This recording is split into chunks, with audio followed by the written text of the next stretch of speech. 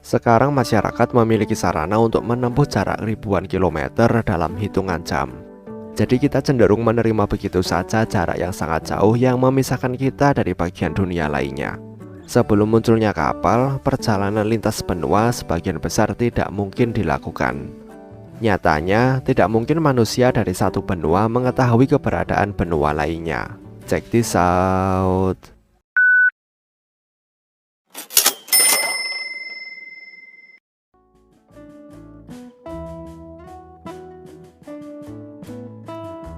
Untuk menjawab pertanyaan awal, mari kita abaikan kondisi ekstrim di mana sebuah kapal menghadapi nasib seperti Titanic. Kapal memiliki dua kegunaan, mengangkut kargo dan mengangkut manusia. Dalam kedua kasus itu, penting untuk memastikan jika kapal melindungi isinya dari turbulensi eksternal. Kapal kargo sangat berharga dan biasanya diasuransikan, sehingga harus dilindungi dari kerusakan. Untuk memastikan jika kapal kargo tidak mengalami kerusakan atau tenggelam setiap kali melewati gelombang, itu akan menjadi prioritas utama pabrikan. Disinilah hukum fisika berperan, lebih khusus lagi konsep inersia dan kecepatan relatif. Hukum inersia menyatakan jika benda diam atau bergerak dengan kecepatan konstan dalam garis yang lurus, benda itu akan tetap diam atau terus bergerak dalam garis lurus dengan kecepatan konstan kecuali gaya eksternal diterapkan. Ini adalah hukum gerak pertama Newton. Sekarang manusia tidak bisa merasakan gerakan itu sendiri. Ini karena kita terikat ke permukaan bumi oleh gravitasi dan setiap kendaraan yang kita tumpangi juga terikat ke bumi oleh gravitasi yang sama. Secara inheren, kita tidak bisa merasakan gerakan kendaraan apapun ketika sedang melaju dengan kecepatan yang konstan. Tapi kita bisa merasakan gerakannya jika kecepatannya berubah, yaitu ketika dipercepat atau diperlambat. Ketika kita berada di dalam kendaraan, kecepatan relatif kita dengan kendaraan adalah 0, yaitu tidak ada gerakan relatif antara kita dengan kendaraan. Kita bergerak dengan kendaraan di dalamnya. Tapi ketika kendaraan berakselerasi atau melambat, kecepatannya akan berubah.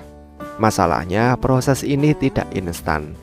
Gaya yang diterapkan ketika kalian menginjak rem atau pedal gas atau melewati jalan yang bergelombang mungkin membutuhkan waktu untuk membawa kalian ke kecepatan yang sama dengan kendaraan. Sehingga kalian bisa merasakan perubahan kecepatan kendaraan itu dan kalian akan merasakan gerakannya. Untuk membantu kalian memahami konsep inersia dengan lebih baik, mari kita ambil contoh mobil yang bergerak. Ketika kalian duduk di dalam mobil, tidak peduli seberapa cepat mobil itu bergerak, satu-satunya alasan kalian bisa mengetahui apakah itu benar-benar bergerak adalah dengan melihat dunia yang bergerak melalui jendela kendaraan.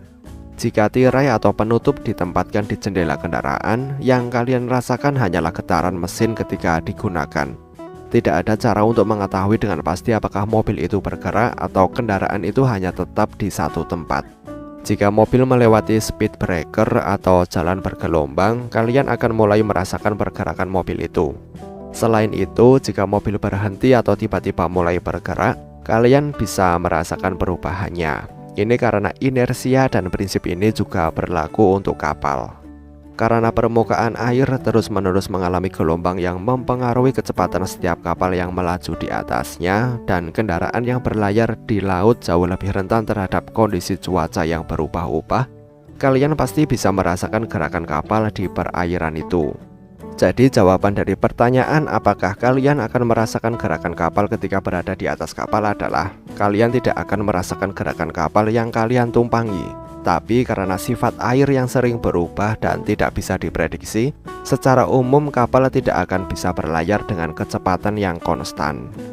Sebagian besar kapal modern dibuat untuk menahan perubahan kecepatan, dalam hal mencegah penumpangnya merasakan sebagian besar atau salah satu dari perubahan itu. Tapi jika terjadi kondisi perjalanan yang ekstrim, kalian pasti akan merasakan pergerakan kapal. Jadi berhati-hatilah ketika kalian menggunakan transportasi kapal untuk perjalanan antar benua kalian. Bagaimana menurut kalian? Sampaikan pendapat kalian di kolom komentar. Terima kasih telah menonton video ini dan sampai jumpa di next video.